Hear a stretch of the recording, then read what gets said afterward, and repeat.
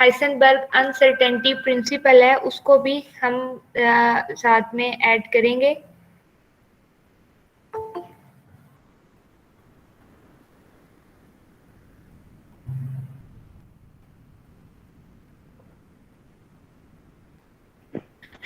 Okay जी, हम पहले थोड़ा सा पीछे अपना रिवाइज कर लेते हैं कि पिछली क्लास में हम लोगों ने क्या डिस्कस किया था। हमारा जो टॉपिक है it is dual nature of matter. ठीक है, सबसे पहले जो डिबेट थी वो लाइट के ऊपर थी कि light act as a particle और light act as a wave. दो साइंटिस्ट थे जिनमें एक क्रिश्चियन हाइजेन थे जिनका ये ख्याल था कि जो लाइट है वो एक्ट करती है एज अ वेव, लेकिन जो न्यूटन थे वो ये कहते थे कि नहीं, लाइट एक्ट करती है एज पार्टिकल।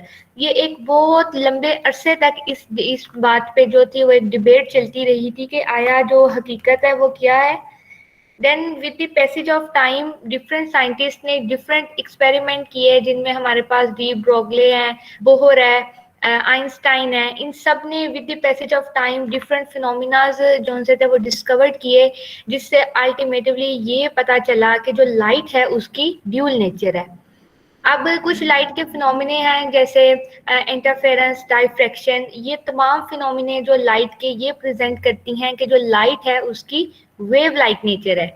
इसी तरह जो हमारे पास फोटो इलेक्ट्रिक इफेक्ट है, कॉम्पटन इफेक्ट है, ये जो पेयर प्रोडक्शन के जो फिनोमिनाज हैं, ये भी लाइट के ही फिनोमिनाज हैं, लेकिन ये लाइट उस वक्त शो करती है जब उसकी पार्टिकल लाइट नेचर होती है। हेलो, तो एट द एंड, जी जी जी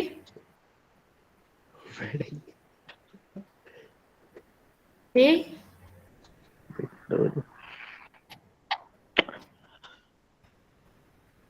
हाँ जी, हुज दैट? किसको कोई क्वेश्चन है? सॉरी। ओके, तो ये जो फिनोमिनास थे इनसे हमें पता चला था कि जो लाइट है उसके पार्टिकल लाइट नेचर है। ठीक है, तो अल्टीमेटली ये जो हमारी जो एक डिबेट थी वो तो यहाँ पे खत्म हो चुकी थी, लेकिन उसके बाद मसला ये आ गया था कि जो डी ब्रोगले एक साइंटिस्ट थे, उन्होंने फिर ये थ्योरी प्रपोज की थी कि ये तो प्रूफ हो चुका है कि जो लाइट है वो एक्ट करती है एज अ पार्टिकल, तो ऐसा भी होना चाहिए कि जो हमारे पास पार्टिकल्स हैं उनको बिहेव करना चाहिए लाइक लाइट, यानी कि पार्टिकल्स के अंदर भी ये प्रॉपर्टी होनी चाहिए कि वो अपनी वेव लाइट प्रॉपर्टीज को शो करें। ठीक है, तो और ये जो थ्योरी थी या ये जो हाइपोथेसिस था ये डी ब्रोगले ने प्रेजेंट किया था, और इन्होंने इस थ्योरी को बकायदा एक इक्वेशन के साथ बताया था कि इज इट पॉसिबल, जिसमें उन्होंने एक इक्वेशन ड्राइव की थी by using the Einstein equation E is equal to mc square and Planck's quantum equation that is E is equal to hf, and by comparing both equation he derived a relation that equal to lambda is equal to h over m into v। अब यहाँ पे जो h over m into v है, ये हमारे पास क्या है? Basically ये जो हमारे पास है एम वी, ये मोमेंटम है। ठीक है, इसको हम पी से भी प्रेजेंट कर सकते हैं, इसको हम पी से भी रिप्रेजेंट करते हैं। और जो अगर आप देखते हैं कि जो मैस और वेलोसिटी का प्रोडक्ट है, इसका रिलेशन जब हम लोग देखते हैं किसके साथ, वेवलेंथ के साथ, तो वो हमारे पास इनवर्स रिलेशन था। ठीक है, इनवर्स रिलेशन का मतलब हुआ था कि अगर किसी चीज की मैस और वेलोसिटी कम होगी तो अल्टरनेटिवली उसकी जो वेवलेंथ है वो ज्यादा होगी। सिमिलरली अगर किसी मैस या वेलोसिटी ज्यादा है तो उसके साथ जो एसोसिएटिव वेवलेंथ है वो क्या है? कम है। यही वजह है कि जो मैक्रोस्कोपिक वर्ल्ड है, जैसे जो ह्यूमंस वगैरह है, यहाँ पे जो हमारे साथ जो वेव एसोसिएट होती है उसकी जो वेवलेंथ है वो बहुत छोटी होती है, वो सिग्निफिकेंट नहीं होती, वो मेजरेबल नहीं है। लेकिन अगर हम माइक्रो लेवल पे बात करते हैं, सब एटॉमिक पार्टिकल पे, लाइक इलेक्ट्रॉन है, प्रोटॉन है, उनके मास बहुत ज्यादा कम है। इस वजह से वो जो पार्टिकल्स हैं उनकी जो वेवलेंथ नेचर है उसको मेजर किया जा सकता है और उनकी वेवलेंथ सिग्निफिकेंट होती है। अब ये जो एक बात है कि जो particle behave like a wave, ये जो डी ब्रोगले की एक थ्योरी थी या जो हाइपोथेसिस था, इसको जो सर्टिफिकेशन दिया है, जो वेरीफाई किया एक्सपेरिमेंटली, वो किया है डेविसन एंड जर्मन ने। ठीक है। जर्मर एंड डेविसन ने क्या किया था, सबसे पहले जो इलेक्ट्रॉन की वेव लाइक नेचर है, ठीक है, electron act like a particle, हम ये कहते हैं कि जो इलेक्ट्रॉन है वो पार्टिकल्स हैं, तो इन पार्टिकल्स की जो वेव लाइक नेचर थी वो फर्स्ट टाइम जो एक्सपेरिमेंटली वेरीफाइड की थी वो CJ Davisson and LH German ने की थी इन 1927, और इसके बाद दोबारा से थॉमसन ने भी 1928 में इंडिपेंडेंटली वर्क किया था, और उसने भी ये देखा था कि जो अगर आप किसी पार्टिकल को, अगर एक पार्टिकल्स की बीम आ रही है, उसको आप किसी उसके रास्ते में भी कोई चीज रखो तो वो भी डायफ्रैक्शन शो करती है। और आपको पता है कि जो डायफ्रैक्शन है, जो इंटरफेरेंस है, ये किसकी प्रॉपर्टी होती है, ये लाइट की है। तो अल्टरनेटिवली ये बात कंफर्म होगी कि जो पार्टिकल्स हैं उनकी भी वेव लाइक नेचर होती है। डेविसन एंड थॉमसन ने को दोनों को, क्योंकि डेविसन जर्मर ने और जो थॉमसन ने, इनका काम एक ही था, इसलिए इनको नोबेल प्राइज दिया गया था इन 1937, और इन्होंने ये नोबेल प्राइज शेयर किया था। अब हमने ये देखना है कि जो डेविसन जर्मर और डेविसन एक्सपेरिमेंट था बेसिकली वो था क्या, ठीक है। तो इसकी जो नेक्स्ट स्लाइड है उसके ऊपर डायग्राम है, जिसको देख के आपको अंदाजा हो जाएगा उसकी वर्किंग। सबसे पहले आपको पता होना चाहिए कि जो ये डेविसन एंड जर्मर एक्सपेरिमेंट था, इसमें आपको जो कंपोनेंट्स थे कि उसके एक्सपेरिमेंट में क्या क्या उसको रिक्वायरमेंट थी। तो सबसे पहले उसको जो एक्सपेरिमेंट में रिक्वायर्ड था वो इलेक्ट्रॉन गन थी, ठीक है। अब जो इलेक्ट्रॉन गन का क्या मतलब है कि it is the source of electron, जहां से इलेक्ट्रॉन ने इजेक्ट होना है, और वो किससे बना था, वो बना था टंगस्टन फिलामेंट से। टंगस्टन क्या है, टंगस्टन हमारे पास एक मेटल होती है। आप लोगों ने देखे होंगे कि अब तो ये एनर्जी सेवर्स वगैरह आ गए हैं, जो आज से अगर हम कुछ साल पीछे चले जाएं तो येलो कलर के बल्ब होते थे, ठीक है, उनको हम टंगस्टन बल्ब भी कहते हैं। उनको हम टंगस्टन बल्ब क्यों कहते थे कि उनके अंदर एक ऐसे वायर सी जो आपको नजर आती थी, जहाँ जो एल्यूमिनेट होती थी जब आप उसको इलेक्ट्रिसिटी देते थे, जो लाइट प्रोड्यूस करती थी, बेसिकली वो टंगस्टन मेटल की बनी हुई थी, ठीक है। आप जैसे ही उसको इलेक्ट्रिकल करंट देते थे तो क्या होता था कि टंगस्टन अपने जो इलेक्ट्रॉन है वो उसको इमिट करना शुरू होता था, और जो लाइट है, जो बल्ब है, वो येलो कलर की लाइट इमिट करता है। सो टंगस्टन एक मेटल है, जैसे वो बल्ब के अंदर एक वायर सी होती है, सिमिलरली सेम जो इलेक्ट्रॉन गन उसने एक्सपेरिमेंट के लिए बनाया था वो टंगस्टन से बना हुआ था, और उसके ऊपर कोट किया हुआ था किसको, बेरियम ऑक्साइड को, ठीक है। अब यहाँ पे क्वेश्चन है कि why it is coated with barium oxide. आप लोगों ने एक टर्म पढ़ी हुई थी मेटल का वर्क फंक्शन। वर्क फंक्शन क्या था, it is the minimum amount of energy which is required to eject electron from the surface of metal. अब जो टंगस्टन का वर्क फंक्शन है ना वो बहुत ज्यादा है, मेटल को बहुत ज्यादा अल्टरनेटली फोर्स लगानी पड़ती है, जिसके बाद जो होता है इलेक्ट्रॉन इजेक्ट होते हैं। लेकिन अगर आप उसके ऊपर बेरियम ऑक्साइड की कोटिंग कर देते हो तो क्या होता है, जो अल्टरनेटिव होता है ना वो बहुत इस वजह से उसने बेरियम ऑक्साइड की कोटिंग कर ली कि ताकि अगर हम उसको थोड़ा सा भी हीट करेंगे, थोड़ा सा भी जो वोल्टेज है वो अगर अप्लाई करेंगे, उससे क्या होगा, उससे आपका जो इलेक्ट्रॉन की एमिशन है वो जल्दी हो जाएगी। तो सबसे पहले डेविसन और जर्मर एक्सपेरिमेंट में जो रिक्वायरमेंट थी वो इलेक्ट्रॉन गन की थी, यानी कि जहां से इलेक्ट्रॉन ने इजेक्ट होना था, बीम ऑफ इलेक्ट्रॉन ने, और वो किससे बनी थी, वो टंगस्टन फिलामेंट से बनी थी, और उसको कोट किया गया था किससे, बेरियम ऑक्साइड से, in order to lower the work function of tungsten metal.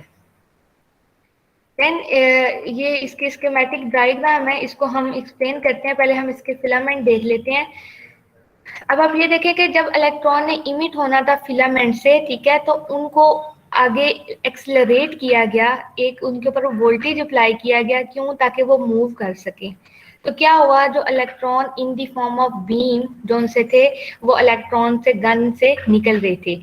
Now what happened, these electrons are passing through by applied a voltage, they are accelerated, ठीक है, उनकी एक desired velocity सी, और वो जो उसकी वेलोसिटी थी इलेक्ट्रॉन की कि उन्होंने कितनी स्पीड के साथ मूव करना है, वो किस चीज़ पे डिपेंड करता था, वो हमारे अप्लाइड वोल्टेज पे। जितना हम बाहर से वोल्ट अप्लाई कर रहे थे, अगर हम ज़्यादा अप्लाई करते तो इलेक्ट्रॉन की स्पीड तेज़ हो जाती, अगर हम कम करते तो इलेक्ट्रॉन की स्पीड कम हो जाती। तो जब इलेक्ट्रॉन गन से इलेक्ट्रॉन इमिट हो रहे हैं तो जो नेक्स्ट पर्पस था वो ये था कि इलेक्ट्रॉन्स को मूव कराना है, एक्सलरेट करवाना है टुवर्ड द टारगेट, ठीक है।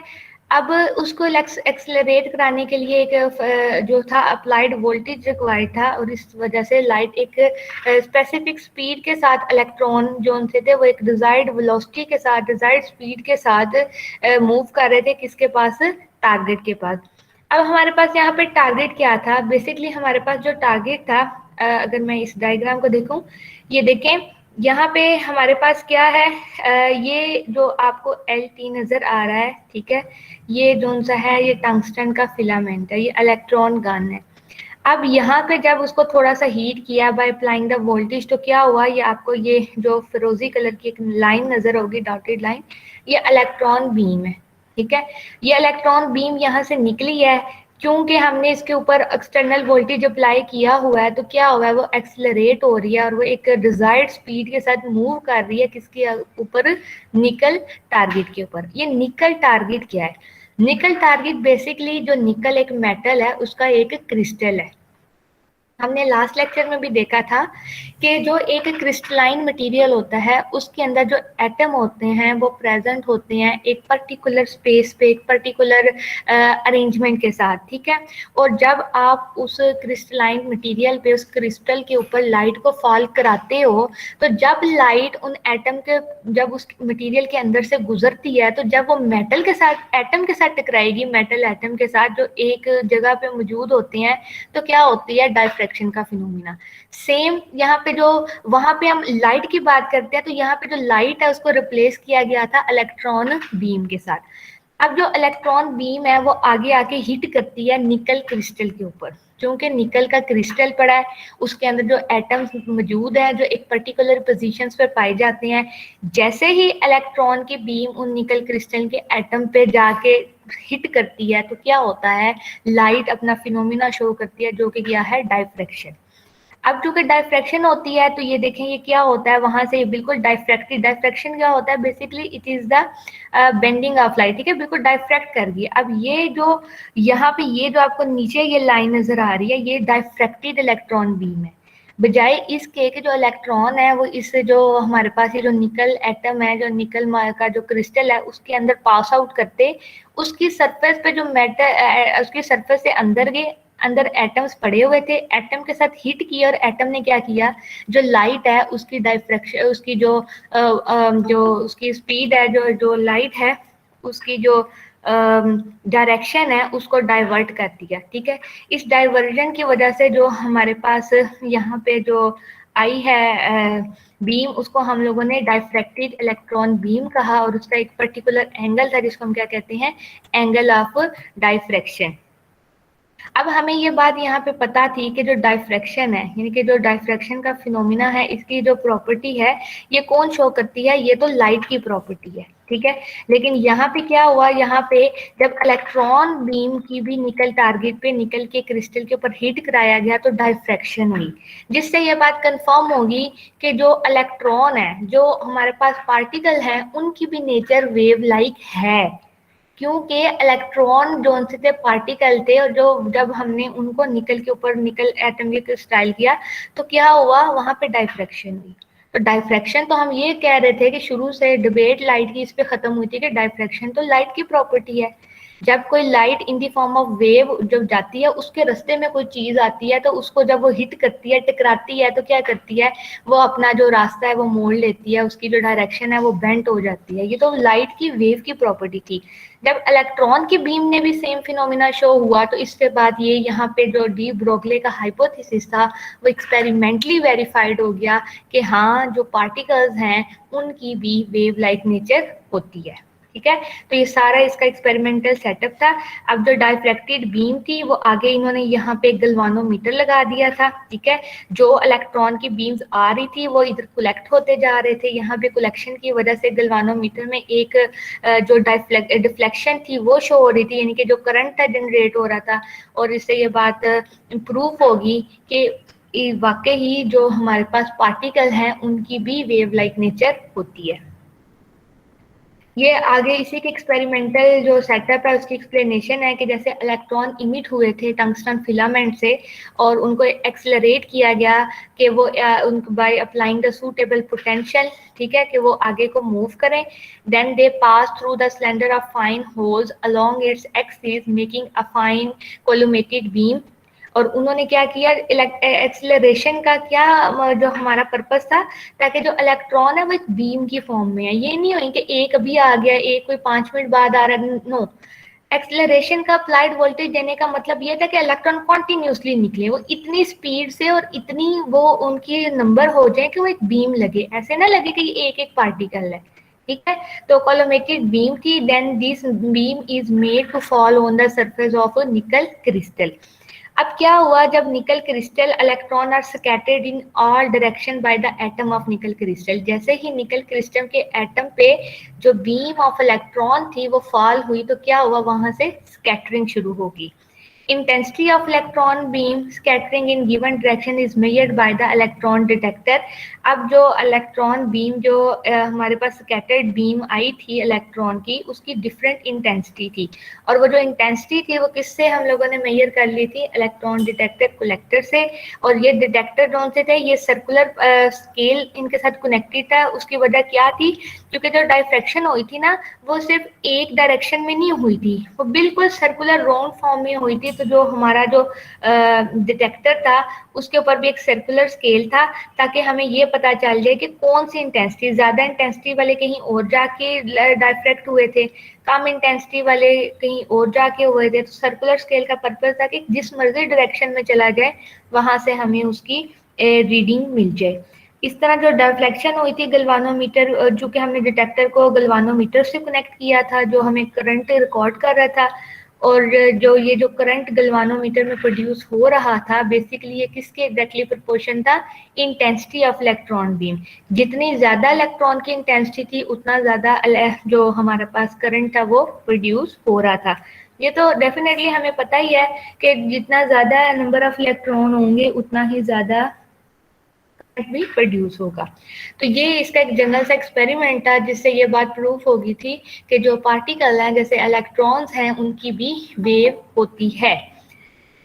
और ये जो तमाम ये जो सेटअप था, ये जो आप यहाँ पे देख रहे हैं, ये तमाम का तमाम एवोकेटेड था, यानी कि यहाँ पे जो प्रेशर था वो बिल्कुल जीरो था, यहाँ पे बिल्कुल प्रेशर नहीं था, बिल्कुल वैक्यूम जनरेट किया हुआ था,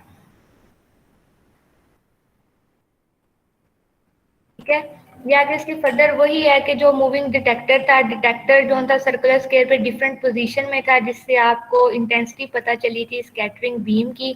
और हर स्कैटरिंग बीम की जो थी वो एक अलग एंगल ऑफ स्कैटरिंग था, ठीक है। यहाँ पे हमने देखा ना, ये देखें ये एंगल है। अब ऐसा नहीं था कि ये सिर्फ एक ही बीम प्रोड्यूस हुई थी, यहाँ पे डिफरेंट बीम्स प्रोड्यूस हुई थी, that depend upon the intensity of electron. तो इसका मतलब है कि डिफरेंट एंगल ऑफ स्कैटरिंग बनी थी।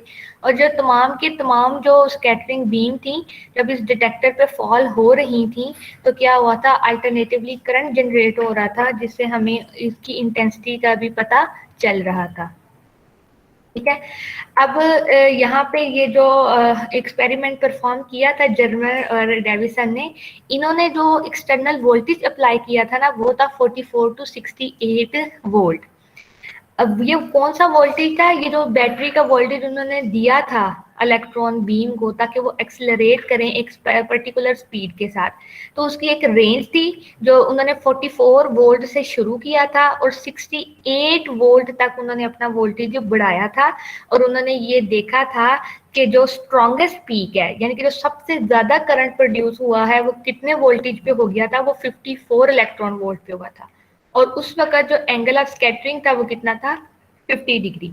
जब वो 54 से दोबारा उन्होंने आगे मजीद वोल्टेज बढ़ाना शुरू किया, तो बजाय इसके कि आपकी जो इलेक्ट्रॉन की जो स्कैटरिंग बीम की इंटेंसिटी है, जो इलेक्ट्रिक करंट प्रोड्यूस, जो डिफ्लेक्शन शो हो रही है गैल्वानोमीटर में, वो बजाय इसके कि इंक्रीज होती, अब डिक्रीज होना शुरू हो गई थी। तो सब मैक्सिमम जो हमें वोल्ट मिला था वो कितना था, वो 54 वोल्ट था। और उस वक्त जो 54 वोल्ट पे जब हमने इसको पुट किया था फार्मूले के अंदर, तो वहां पे जो इसकी आई थी वेवलेंथ आई थी, वो कितनी आई थी, वहां पे उसकी वेवलेंथ आई थी 0.165 नैनोमीटर।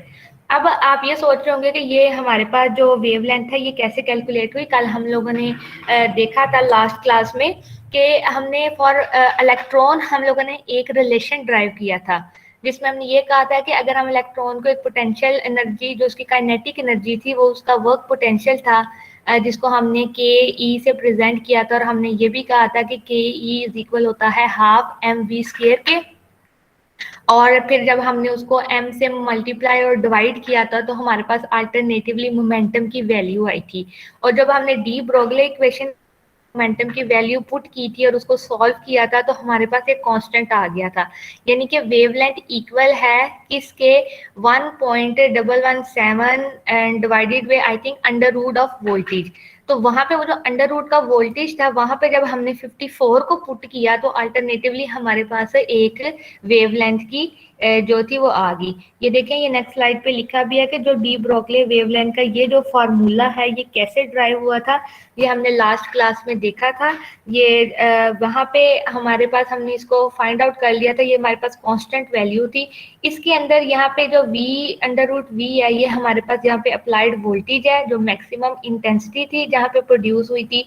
तो वहाँ पे जो हमारे पास वेवलेंथ आई थी वो कितनी आई थी, 0.167 नैनोमीटर। ठीक है, अब आप ये देखें कि 0.161 नैनोमीटर एक सिग्निफिकेंट मेजरेबल वेवलेंथ है। और अगर हम उसका मैथ देखें, तो हम किसकी बात कर रहे हैं, इलेक्ट्रॉन की बात कर रहे हैं। अब इलेक्ट्रॉन का मैथ कितना होता है, इसका मेरे ख्याल से 10 raise power minus 27 -10 raise power -27 kilogram में है। तो इतना कम, -27 10 रेज पावर, तो बहुत माइन्यूट मैथ है।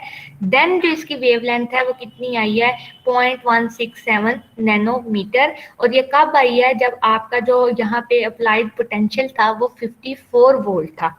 जबकि ये जो पूरा एक्सपेरिमेंट था, ये उन्होंने एक रेंज में परफॉर्म किया था, जिसकी रेंज कितनी थी, 44 टू 68 वोल्ट।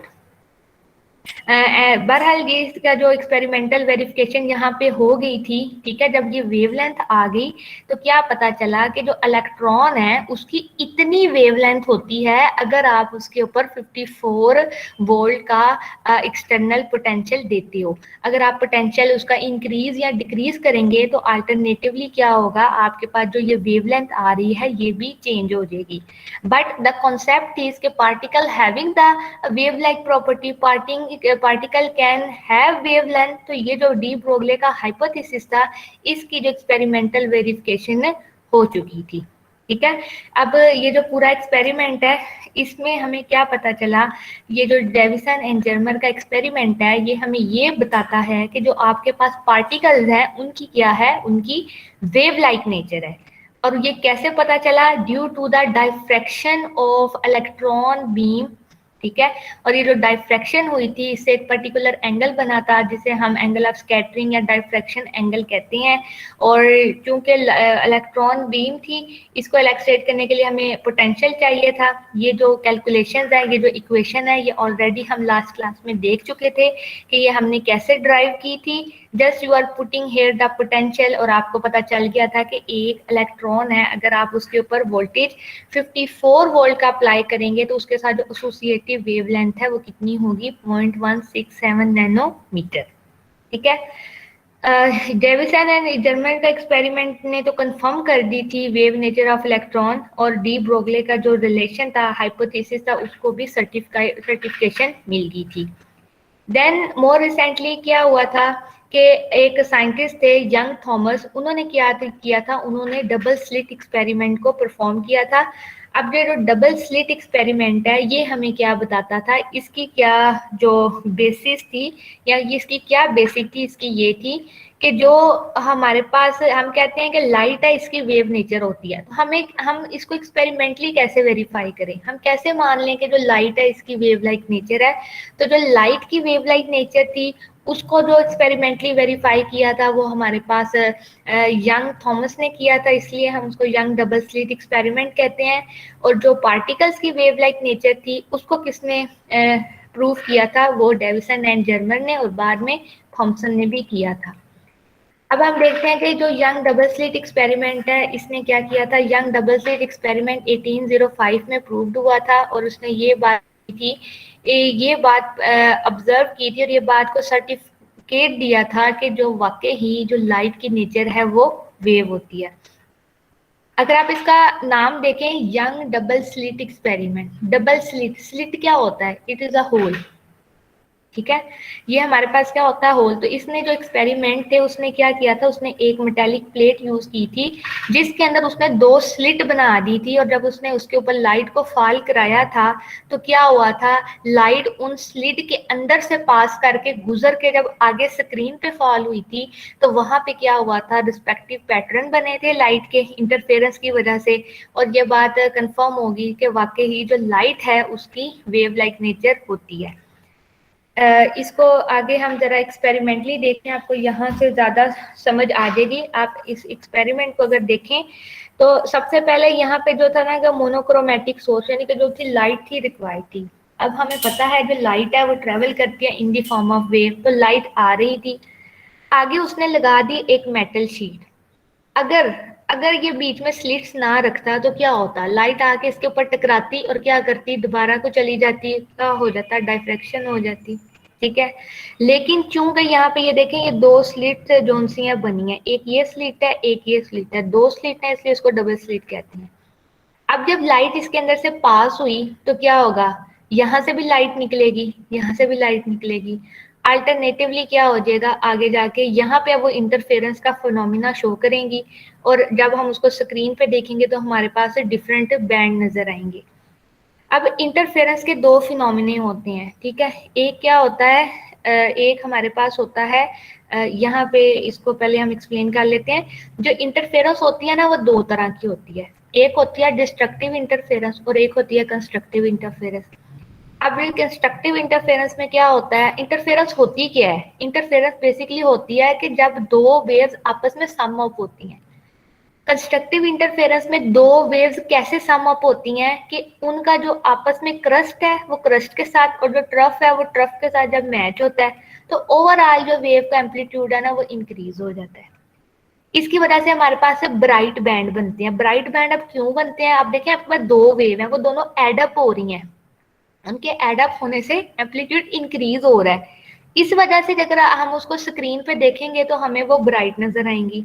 लेकिन अगर हम डिस्ट्रक्टिव इंटरफेरेंस की बात देखते हैं तो उसमें एक वेव का क्रस्ट दूसरी वेव के ट्रफ्ट के साथ, इसी तरह ये जो ट्रफ्ट है जो क्रस्ट है वो ट्रफ्ट के साथ और जो ट्रफ्ट है वो क्रस्ट के साथ होता है। तो अल्टरनेटिवली हमारे पास क्या होता है, जो वेव है जो सम ऑफ वेव होती है उसका एम्पलीट्यूड कम हो जाता है और वहां पे जो हमारे पास बैंड आता है वो कौन सा आता है, हमारे पास डार्क बैंड होता है।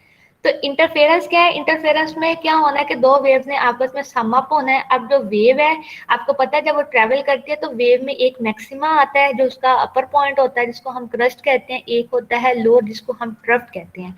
अब अगर तो दोनों वेव ने ऐड होना है इस तरीके से कि एक वेव का क्रस्ट दूसरी वेव के क्रस्ट में ही ऐड हो, ट्रफ ट्रफ में ही हो, तो हमारे पास जो इंटरफेरेंस होती है दैट इज कंस्ट्रक्टिव इंटरफेरेंस और वहां पे एम्पलीट्यूड वेव का जो रिजल्टिंग जो सम ऑफ वेव होती है इंक्रीज होता है। इसकी वजह से हमें ब्राइट बैंड नजर आता है। लेकिन अगर हम लोग डिस्ट्रक्टिव इंटरफेरेंस की बात देखते हैं तो डिस्ट्रक्टिव इंटरफेरेंस में क्या होता है, एक वेव का जो क्रस्ट होता है ना वो दूसरी वेव के ट्रफ्ट के साथ, जैसे आप ये स्क्रीन में भी देख सक रहे हैं, ये देखें तो जब ये यहाँ से यहाँ यहाँ से क्या होगा, ये तो एक दूसरे के इफेक्ट को कैंसिल कर देंगे। तो एम्पलीट्यूड हमारे पास सम ऑफ वेव का कम हो जाएगा, इसको हम कहते हैं डिस्ट्रक्टिव इंटरफेरेंस। और डिस्ट्रक्टिव इंटरफेरेंस की वजह से जो स्क्रीन पे बैंड प्रोड्यूस होता है वो कौन सा प्रोड्यूस होता है, वो हमारे पास डार्क बैंड प्रोड्यूस होता है। तो ये जो बेसिकली जो फिनोमिना था, ये जो यंग जॉनसन एक्सपेरिमेंट था डबल स्लिट का, उसमें उसने देखा था। दोबारा से हम पिछली स्लाइड पे जाते हैं। ये अगर आप यहाँ पे देखें, आपको यहाँ पे क्लियर होगा कि ये लाइट सोर्स थी, ये फॉल हुई है, ये हमारे पास क्या है, मेटल स्लिट है, और इसके अंदर ये जो दो है ये हमारे पास स्लिट्स हैं। लाइट, ये जो आपको ये सर्कुलर ये नजर आ रही है ना, ये बेसिकली लाइट की वेव्स है। ऐसे ही वेव होती हैं, अगर आप पानी के अंदर भी पत्थर मारते हो तो क्या होता है, ऐसे गोल गोल वेव प्रोड्यूस होती हैं। सिमिलरली जो लाइट है उसकी भी जो वेव्स है ना, इस तरह सर्कुलर राउंड फॉर्म में ही होती हैं। अब यहाँ से ये जब पास हुई, चूंकि उसके पास दो ओपनिंग थी, तो क्या होगा, यहाँ से भी लाइट निकलेगी, यहाँ से भी लाइट निकलेगी। लाइट ने तो निकलना इन दी फॉर्म ऑफ वेव, यहाँ से भी light in the form of wave निकलेगी, यहाँ से भी light in the form of wave निकलेगी। यहाँ पे इन्होंने क्या करना है, स्क्रीन से पहुंचने पे पहले उन्होंने आपस में इंटरफेरेंस करनी है। इंटरफेरेंस अभी आप देख चुके हैं, दो तरह की है। लाइट तो कंटिन्यूसली पीछे से आ रही है, वेव्स आ रही हैं, तो अगर यहाँ पे कंस्ट्रक्टिव इंटरफेरेंस होगी तो सामने स्क्रीन पे आप देखें, आपको यहाँ पे ये जो ब्राइट येलो कलर है, ये जो आपको नजर आ रहा है ब्राइट, वो हमारे पास कंस्ट्रक्टिव इंटरफेरेंस होगी। और जहाँ पे ये दोनों वेव्स जो यहाँ से निकल रही हैं उनमें आपस में डिस्ट्रक्टिव इंटरफेरेंस होगी किसी पॉइंट पे, तो वहां पे जो स्क्रीन पे आपको नजर आएगा वो क्या नजर आएगा, आपको डार्क बैंड नजर आएगा। अगर आप यहाँ पे फोकस करें इस एरिया में, तो आप यहाँ पे भी देख सकते हैं कि ये देखें, एक ये वेव्स है, इनकी ये है और दूसरी ये है।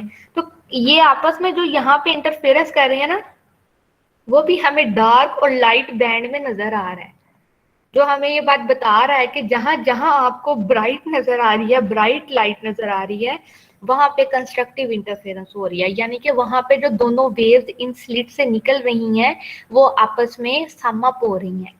लेकिन जहां पे डार्क, यहाँ पे जो आपको कलर नजर आ रहा है, उसका क्या मतलब है कि वहां पे जब दोनों वेव जो इन स्लिट से, डबल स्लिट से निकली हैं, दोनों स्लिट से, वहां पे जब वो मैचिंग हो रही है उनकी, वो कौन सी हो रही है, डिस्ट्रक्टिव इंटरफेरेंस। अब हमें ऐसा यहाँ पे तो विजुअलाइज नहीं था, इसको देखने के लिए हमें आगे कोई फोटोग्राफिक प्लेट या कोई स्क्रीन रिक्वायर्ड थी। तो स्क्रीन पे जो लाइट एंड डार्क बैंड आए थे, और उसको उससे हमें पता चल गया था कि जो लाइट है उसने इंटरफेरेंस का फिनोमेना शो किया है। ये आगे आप ये वेवलेंथ देखें, ठीक है।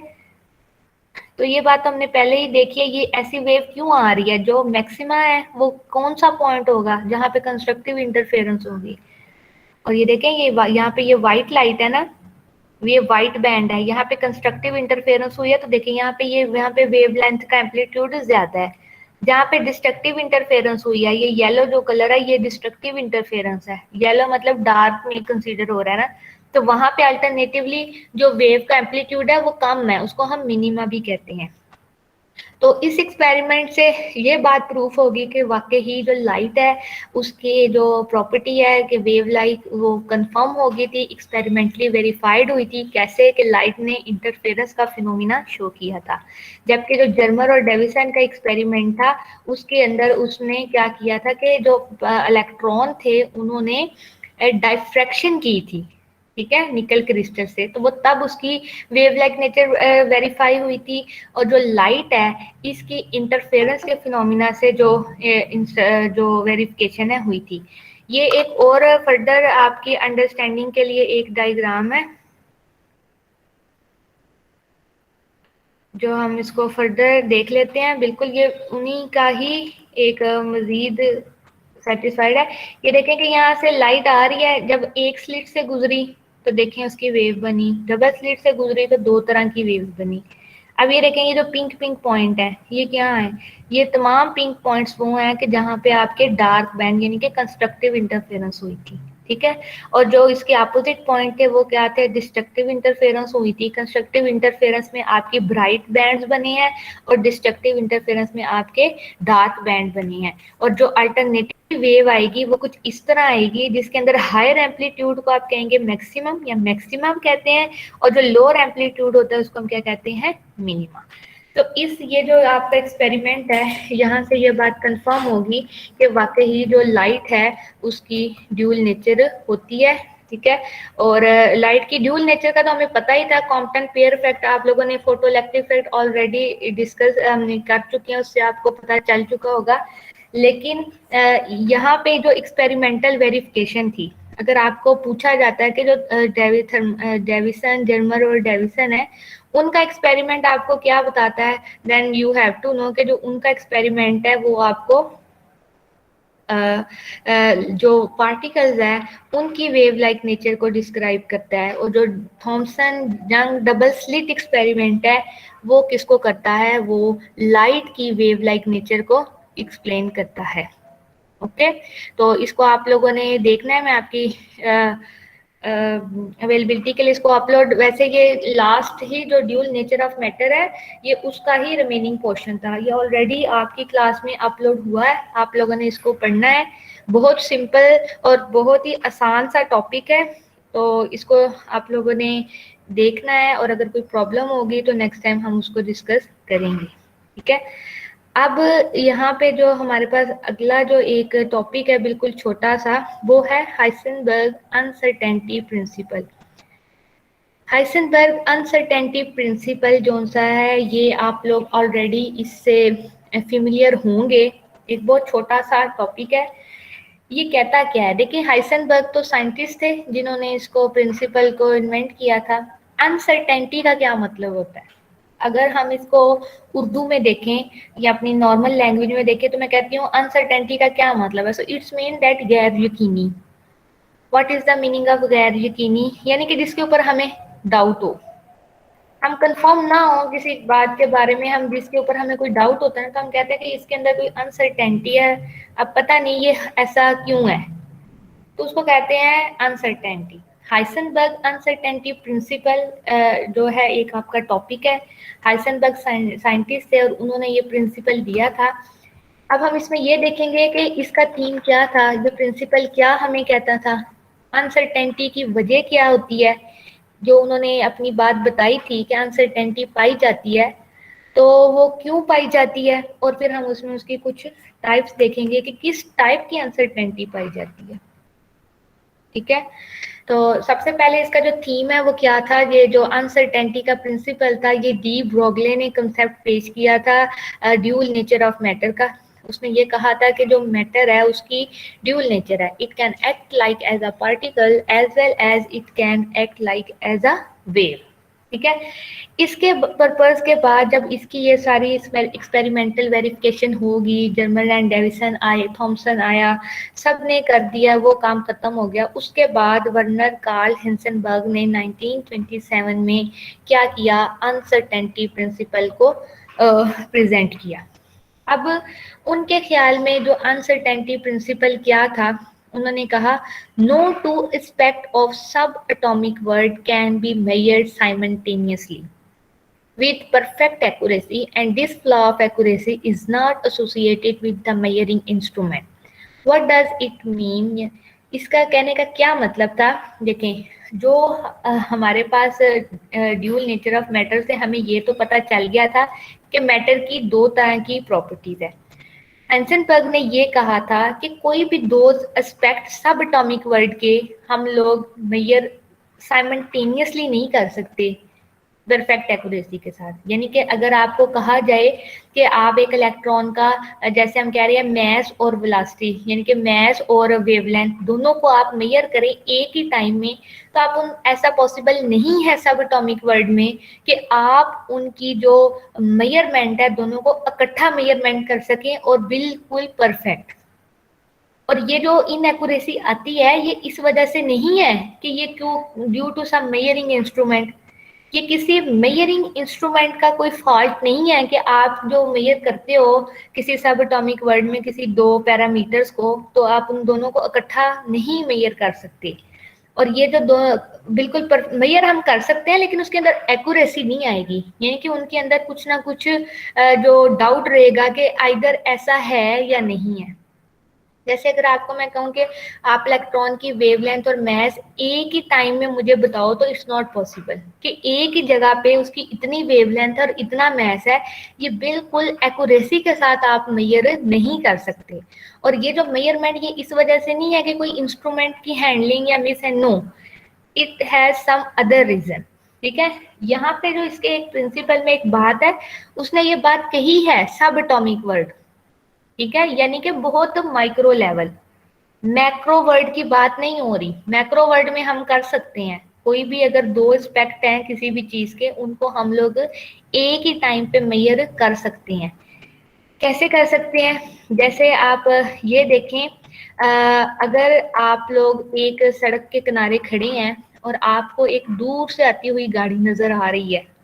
अब गाड़ी आ रही है, आप उसको देख रहे हैं, जारी बात है आपको, आपके पास अगर जीपीआरएस सिस्टम या कुछ है तो आपको पता चल सकता है उस गाड़ी की कितनी स्पीड है।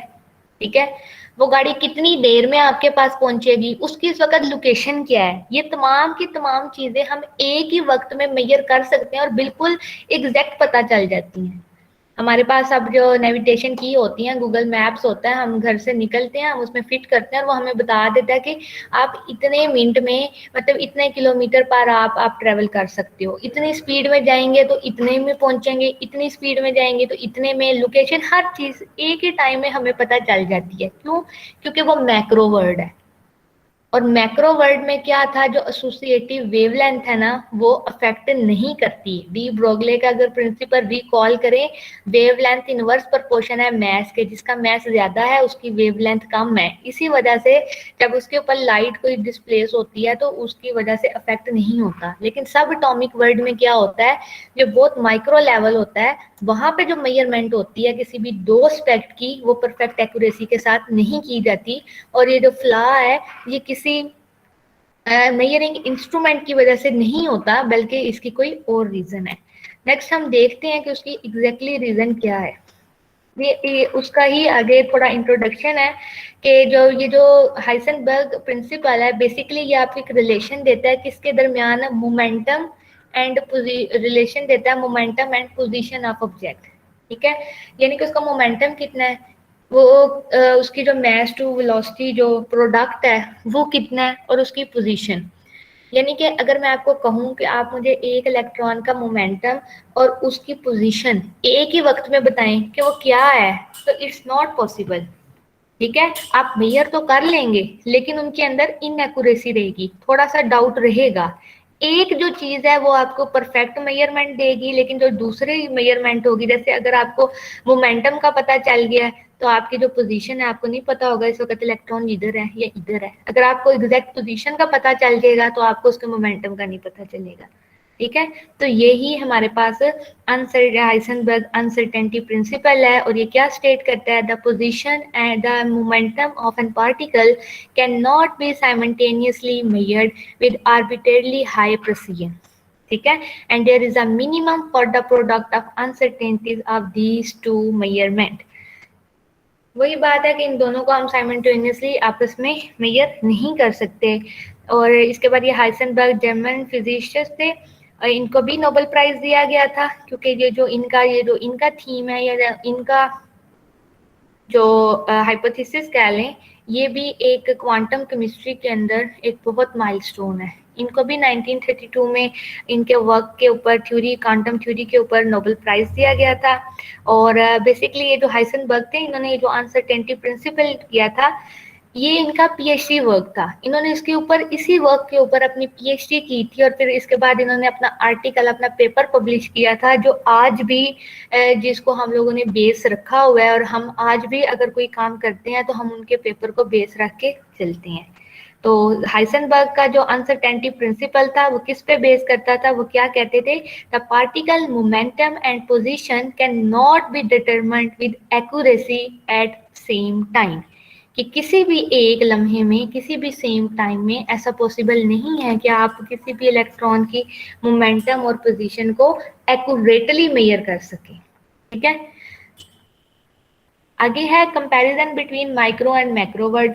ये बहुत इंटरेस्टिंग बात है कि इनका कंपैरिजन कैसे है। देखिए, मैं जो हाइसेनबर्ग अनसर्टेनिटी प्रिंसिपल है ना, उसने ये बात पहले ही बता दी कि सब एटॉमिक वर्ड कि सब एटॉमिक वर्ड के अंदर इनएक्यूरेसी पाई जाती है, अटॉम जो मैक्रो वर्ड है उसमें नहीं। उसकी वजह क्या है, देखें, आपको मैंने पहले भी एक्सप्लेन किया है कि at macroscopic level light do not displace the object and do not show any phenomena of interference diffraction according to de Broglie equation. अब जो लार्जर बॉडीज हैं, जो मैक्रोस्कोपिक लेवल है, उसके ऊपर क्या होता है कि लाइट का जो हमारे ऊपर इफेक्ट है ना, वेवलेंथ का, अगर लाइट हमारी बॉडी पे फॉल करती है किसी हैवी ऑब्जेक्ट में, वहां पे कोई इंटरफेरेंस, कोई डायफ्रैक्शन कुछ नहीं होती। क्यों? According to de Broglie, wavelength have inverse relation with the mass. इस वजह से हमारी जो पोजीशन है किसी भी दो लम्हे में हमें पता चल जाता है। जैसे आपको मैंने कार की एग्जांपल दी, अगर एक कार है, वो इतनी हैवी कार है, वो सड़क पे चल रही है, उसके ऊपर अगर लाइट आके टकरा भी रही है, उसकी कोई पर्टिकुलर, लेकिन उसकी वेवलेंथ बहुत इनसिग्निफिकेंट है, बहुत छोटी वेवलेंथ है, इतनी छोटी वेवलेंथ है कि वो मेजरेबल ही नहीं है, वो इनसिग्निफिकेंट है। सो हम जो प्रॉपर्टीज हैं, लाइक लोकेशन, लाइक वेलोसिटी, उन सबको एट अ टाइम मेजर कर सकते हैं। लेकिन जो माइक्रो लेवल होता है ना, उसमें क्या होता है, उसके अंदर चूंकि जो मैस है वो बहुत कम होता है, तो एसोसिएटेड वेवलेंथ ज्यादा होती है। तो इस वजह से जब लाइट उसके ऊपर फॉल करती है तो क्या करता है, वो ऑब्जेक्ट को डिस्प्लेस करता है। डिस्प्लेस का क्या मतलब है, आप ये देखें कि अगर आपका एक इलेक्ट्रॉन पड़ा हुआ है ग्राउंड लेवल में, आप उसको लाइट देते हो, कोई फोटोन है, जैसे फोटो इलेक्ट्रिक इफेक्ट, तो क्या हुआ था, वो इलेक्ट्रॉन को जैसे ही फोटोन या लाइट हिट करती है तो इलेक्ट्रॉन क्या होता है, नॉकआउट हो जाता है, चला जाता है, डिस्प्लेस हो गया ना अपनी पोजीशन से। तो ये जो डिस्प्लेसमेंट होती है ना इलेक्ट्रॉन की या स्मॉलर ऑब्जेक्ट, ये मैंने आपको एक एग्जांपल इलेक्ट्रॉन की दी है। अगर इलेक्ट्रॉन की तरह कहीं और जो सब एटॉमिक माइक्रो पार्टिकल्स हैं, उनके साथ भी ऐसे ही है।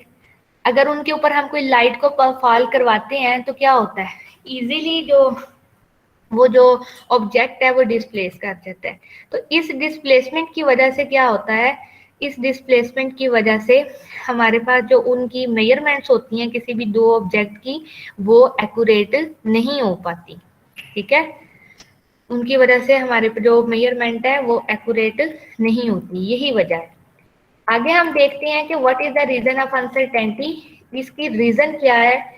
ये एक बात तो हमें पता चल गई कि भाई जो वेवलेंथ है, जो वे उसका मैस के साथ इनवर्स रिलेशन है। तो अगर कोई पर्टिकुलर वेवलेंथ की लाइट एक स्मॉलर बॉडी के ऊपर फॉल करती है तो अपनी जगह से डिस्प्लेस हो जाता है।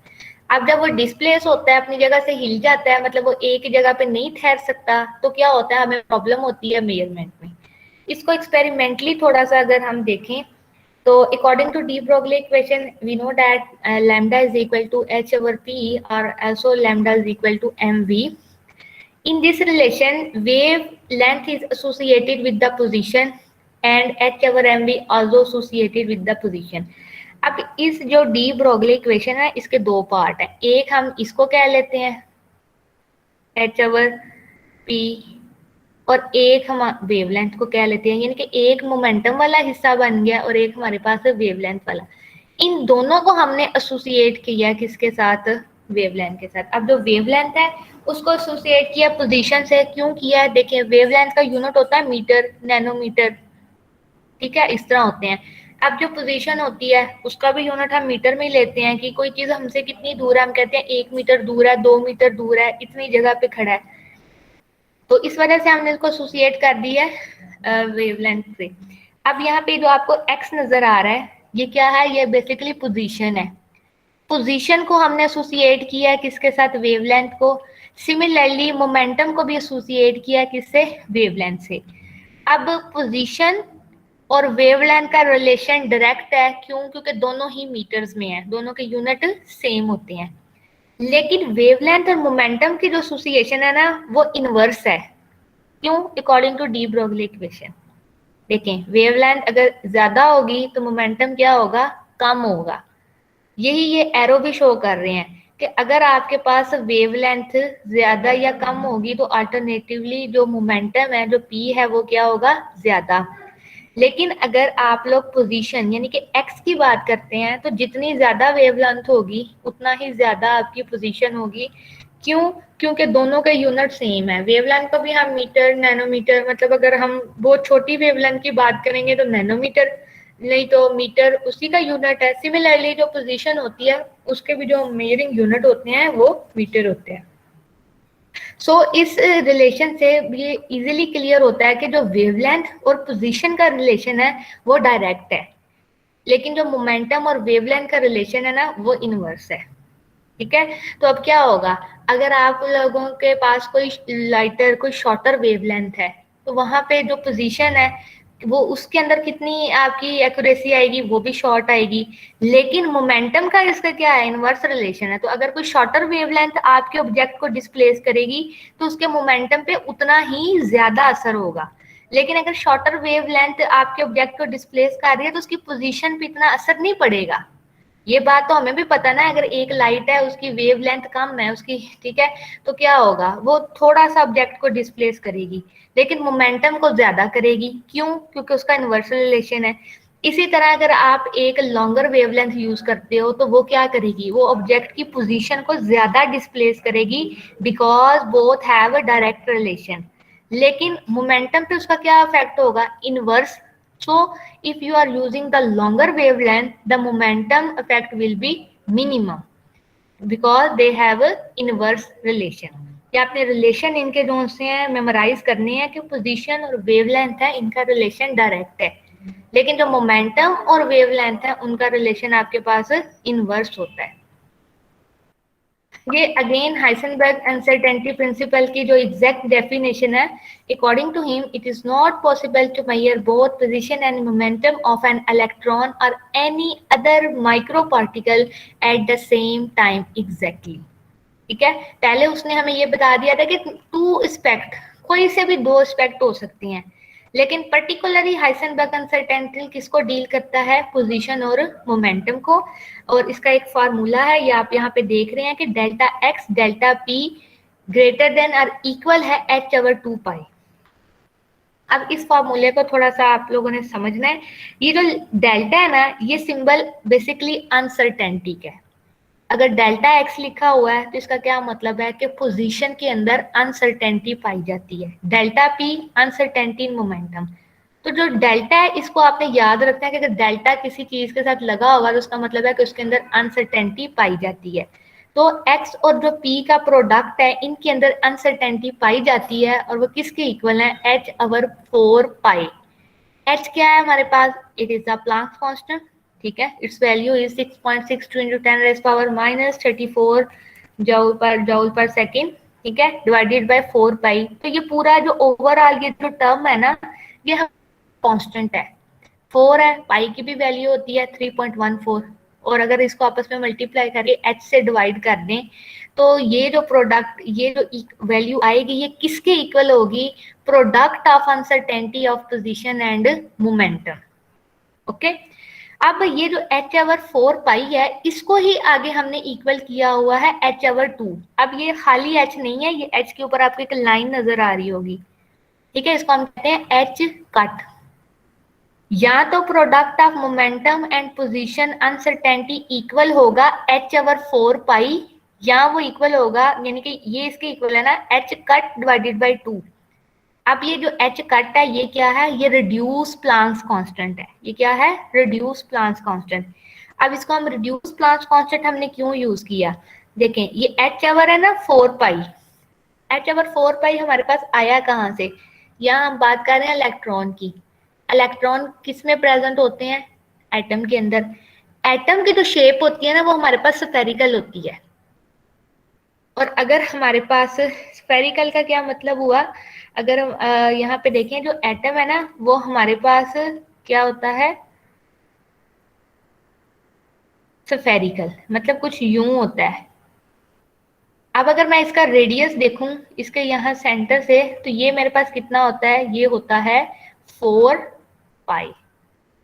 ओके, सेंटर से जो इसका रेडियल है, स्फेरिकल एटम का, एटम की जो शेप है ना वो राउंड नहीं होती, वो हमारे पास कौन सी होती है, स्फेरिकल होती है। तो उसका जो रेडियल होता है ना 4 पाई होता है। इसीलिए हम यहाँ पे बात कर रहे हैं इलेक्ट्रॉन की पोजीशन और इलेक्ट्रॉन के मोमेंटम की अनसर्टेनिटी के, तो ये किसके इक्वल है, h/4 पाई। इसको आगे हमने फर्दर इनकी जो वैल्यू को सॉल्व किया तो हमारे पास जो वैल्यू आ गई वो हमारे पास आ गई h कट डिवाइडेड बाय 2। ये जो h कट है इसको हम कहते हैं रिड्यूस प्लांक कांस्टेंट। ठीक है, तो ये जो है ये हमारे पास कांस्टेंट वैल्यूज हैं, इनको हम लोग डिस्टर्ब नहीं कर सकते।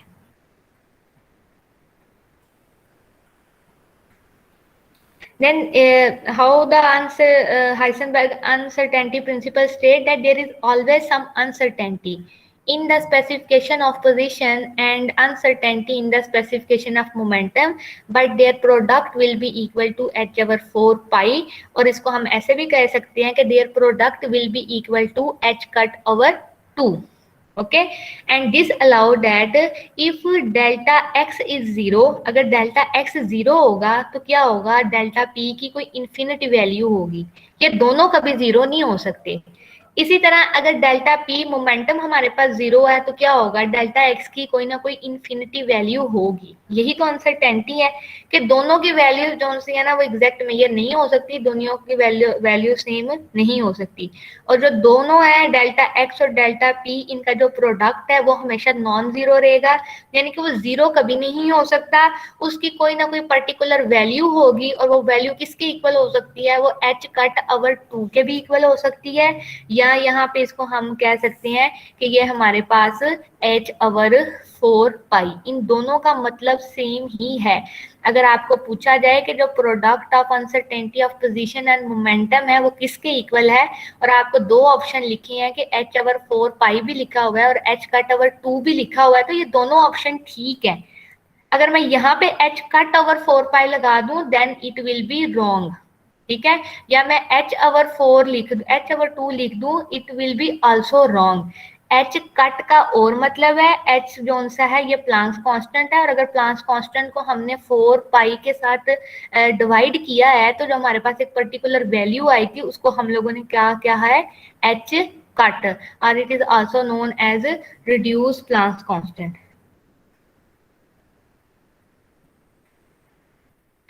Now we talk about the type of uncertainty. There are three types of uncertainty. One is the position momentum, time energy, and angular momentum and angle. यहाँ पे जो थर्ड वन टाइप है ये बहुत लेस कॉमन है, इसको हम इतना नहीं देखते, लेकिन पोजीशन मोमेंटम सबसे ज्यादा इसका ही जो हमारे पास रोल है वो होता है। इसके अलावा टाइम एनर्जी अनसर्टेनिटी को भी हम लोग देख सकते हैं। और आप ये देखो, मैंने आपको पहले बताया है कि जो डेल्टा साइन है वो किसको शो करता है, अनसर्टेनिटी को, और एक्स पोजीशन है, डेल्टा पी क्या है, अनसर्टेनिटी इन मोमेंटम। इन दोनों का प्रोडक्ट किसके इक्वल है, h/4 पाई। इसी तरह अगर टाइम एनर्जी देखो, डेल्टा ई। अब अनसर्टेनिटी कहाँ पाई जाती है, एनर्जी में, और टाइम स्मॉल टी, तो इन दोनों का जो प्रोडक्ट है वो भी 4h/4 पाई या h कट ओवर 2 के इक्वल है। इसी तरह एंगल मोमेंटम और एंगल का भी अनसर्टेनिटी पाई जाती है। तो एंगुलर मोमेंटम को आपको पता है हम कैपिटल एल से डोनेट करते हैं, और ये किसके, इसका जो एंगल है डेल्टा वो किसके इक्वल है, वो भी उसका प्रोडक्ट h/2 पाई के इक्वल है। ठीक है, और all the product dimensionless equal to the Planck's constant. Okay, तो ये जो इसकी तीनों टाइप्स हैं, इनका जो प्रोडक्ट है, इन तीनों के जो प्रोडक्ट की जो वैल्यू है वो हमेशा सेम रहेगी। अब अगर हम लोग पोजीशन मोमेंटम की बात करें तो देखिए, मैंने आपको पहले कहा था कि जो पोजीशन के साथ रिलेशन है वेवलेंथ का वो क्या है, डायरेक्ट है, और मोमेंटम के साथ क्या है, इनवर्स है। अब देखें, अगर मैं शॉर्टर वेवलेंथ यूज, क्या होगा, जो डेल्टा एक्स है यानी कि पोजीशन के अंदर जो अनसर्टेनिटी है वो कम होगी, लेकिन मोमेंटम के अंदर ज्यादा होगी। तो जिसके अंदर कम अनसर्टेनिटी होगी इसका मतलब है वो ज्यादा एक्यूरेट है, और जिसके अंदर मोर अनसर्टेनिटी पाई जाएगी इसका क्या मतलब है, वो मोर इनएक्यूरेट है, यानी कि उसकी वैल्यू के अंदर एक्यूरेसी नहीं है। लेकिन अगर हम लॉन्गर वेवलेंथ यूज करें तो क्या होगा, डेल्टा एक्स यानी कि पोजीशन के अंदर अब अनसर्टेनिटी ज्यादा है, ये बिल्कुल रिवर्स केस हो गया है। इसी तरह जो मोमेंटम है उसके अंदर जो अनसर्टेनिटी है वो कम पाई जाती है। ठीक है। तो ये आप लोगों ने जो इनके रिलेशन है, ये हमने पहले देखा है कि जो हमारे पास वेवलेंथ है उसका डायरेक्ट रिलेशन है किसके साथ, एक्स के साथ। लेकिन जो हमारे पास मोमेंटम होता है, जो p है, इसका हमारे पास जो रिलेशन है वेवलेंथ के साथ वो क्या है, कम है। तो अगर आप कोई लॉन्गर वेवलेंथ यूज करोगे तो क्या होगा, उसके अंदर जो डेल्टा p है, यानी कि आपके पास जो मोमेंटम है उसकी वैल्यू कम अनसर्टेन आएगी, यानी कि वो ज्यादा एक्यूरेट होगी और पोजीशन अनएक्यूरेट होगी। लेकिन अगर आप शॉर्टर वेवलेंथ यूज करते हो तो आपके अंदर जो डेल्टा पी है उसकी वैल्यू ज्यादा अनसर्टेन होगी, वो ज्यादा उसके अंदर इनएक्यूरेसी होगी। लेकिन वेवलेंथ और पोजीशन का डायरेक्ट रिलेशन है, तो जो आपकी पोजीशन है उसके अंदर अनसर्टेनिटी कम पाई जाएगी। ठीक है। इसी तरह हमारे पास next is the time energy uncertainty है। टाइम एनर्जी को जरा देखने के लिए आपको यहाँ पे प्लांक्स कांस्टेंट इक्वेशन नजर आ रही है। E इज इक्वल है एच एफ के। ठीक है। What is f, it is the frequency. F किसके इक्वल है, f also equal to 1/t। ठीक है, यानी कि पर यूनिट टाइम के भी फ्रीक्वेंसी इक्वल होती है। ऐसे ही होता है ना, फ्रीक्वेंसी होती है number of wave per unit time. तो हम कह सकते हैं कि फ्रीक्वेंसी इक्वल है 1/t के या इक्वल है 1/λ के, ये हमें पता है। अगर मैं फ्रीक्वेंसी की डेफिनेशन देखूं ना, it is the number of waves per unit time, तो हम फ्रीक्वेंसी को 1/t भी कह सकते हैं या 1/λ भी कह सकते हैं। सो अगर ये इक्वेशन है एच एफ, ठीक है, इसको हम लिख सकते हैं E is equal to h divided by t. Why, this f is replaced with 1/t। ठीक है, हमने कहा फ्रीक्वेंसी इक्वल है 1/t, फ्रीक्वेंसी की वैल्यू पुट कर दी। सो E इज इक्वल टू, जो पहले एच एफ था अब किसके इक्वल हो गया, E is equal to h over t के। नाउ आपको पता है एनर्जी टाइम अनसर्टेनिटी प्रिंसिपल के delta e into delta t किसके इक्वल है, h over 4 pi. So energy associate, अगर हम एनर्जी और टाइम को वेवलेंथ के साथ एसोसिएट करें तो क्या रिलेशन होगा। देखें, आपके पास इक्वेशन क्या आ गई थी, E is equal to h divided by t. सही है। अब यहाँ पे T है, और अब ये जो इक्वेशन लिखी है ना, ये कैसे लिखी है। आपको पता है कि फ्रीक्वेंसी किसके इक्वल होती है, अगर in term of wave number लिखें, c/λ। ये भी एक रिलेशन है ना, फ्रीक्वेंसी इक्वल होती है 1/λ। और अगर आपने वेव नंबर की फॉर्म में लिखना है ना, ये आपके पास आ गया है वेवलेंथ की फॉर्म में। फ्रीक्वेंसी और वेवलेंथ इनवर्स रिलेशन है, और ये जब हम वेवलेंथ को c के साथ डिवाइड करते हैं ना, इसको हम कह देते हैं वेव नंबर, और इसको हम रिप्रेजेंट करते हैं यूं। ठीक है। तो ये जो हमारे पास इक्वेशन है, इसमें f की जगह मैंने c/λ लिखा, तो आप ये देखें कि लैम्डा और एनर्जी का क्या रिलेशन आ गया है हमारे पास, इनवर्स। यानी कि जितना लैम्डा ज्यादा होगा उतनी एनर्जी कम होगी। लेकिन अगर हम टाइम की बात करें, टाइम और वेवलेंथ के अंदर कौन सा रिलेशन है, डायरेक्ट। क्यों, क्योंकि फ्रीक्वेंसी इज इक्वल होती है 1/λ या इज इक्वल होती है 1/t। तो दोनों दोनों ही इनवर्स में है, ऑटोमेटिकली इन दोनों का जो रिलेशन है वो क्या है, डायरेक्ट। लेकिन एनर्जी के साथ क्या रिलेशन बन गया, इनवर्स। ठीक है, इससे कंफ्यूज नहीं होना, इसको समझना है कि हमारे पास इक्वेशन होती है E is equal to h f. अब ये जो फ्रीक्वेंसी है ना, इसको हम 1/t भी लिख सकते हैं, 1/λ भी लिख सकते हैं, इसको हम c/λ भी लिख सकते हैं। अगर मैं 1/λ भी लिख लूं, फर्ज करें, तो क्या होगा, 1/λ, लैम्डा हमारे पास डिनोमिनेटर में है, एनर्जी जो सी है वो न्यूमिनेटर में है, so they are having the inverse relation. लेकिन 1/λ और 1/t इक्वल टू एफ, तो इन दोनों का आपस में रिलेशन तो डायरेक्ट है। ठीक है, so energy the inverse relation with wavelength, but the time has a direct relation. अब अगर आप एक शॉर्टर वेवलेंथ यूज कर रहे हो तो आपने इस रिलेशन को माइंड में रखना है। शॉर्टर वेवलेंथ का क्या मतलब होगा, शॉर्टर वेवलेंथ है तो एनर्जी के अंदर अनसर्टेनिटी ज्यादा होगी लेकिन टाइम के अंदर कम होगी, तो एनर्जी की वैल्यू क्या होगी, ज्यादा इनएक्यूरेट होगी।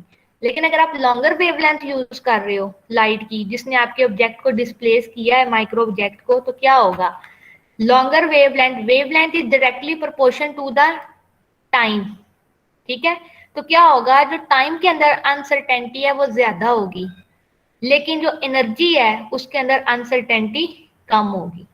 ओके, सो ये आप लोगों ने इसको कंफ्यूज नहीं करना है, इस अपनी इन रिलेशंस को अपने माइंड के अंदर मेमोराइज करें कि what is the relationship of wave length with energy. Time की बात है तो एनर्जी और टाइम के साथ, और अगर मोमेंटम पोजीशन की बात है तो मोमेंटम पोजीशन के साथ।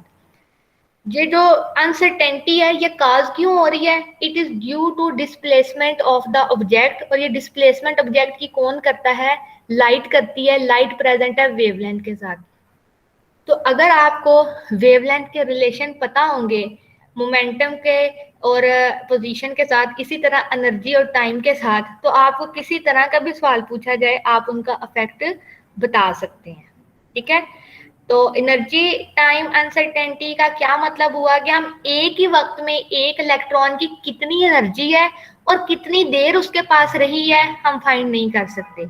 सिमिलरली एक ही इलेक्ट्रॉन का कितना मोमेंटम है और उसकी पोजीशन क्या है ये भी एक वक्त में फाइंड आउट नहीं कर सकते। इसी को ये हम अनसर्टेनिटी कहते हैं। और ये जो अनसर्टेनिटी प्रिंसिपल है ये हमें प्रपोज किया था किसने, हाइसेनबर्ग ने, उसी के नाम पे है ये हाइसेनबर्ग अनसर्टेनिटी प्रिंसिपल। ठीक है, ये आपके के लिए कुछ रेफरेंस है, अगर आप इसको मजीद कुछ सर्च आउट करना चाहें तो यहाँ से आप लोग कर सकते हैं।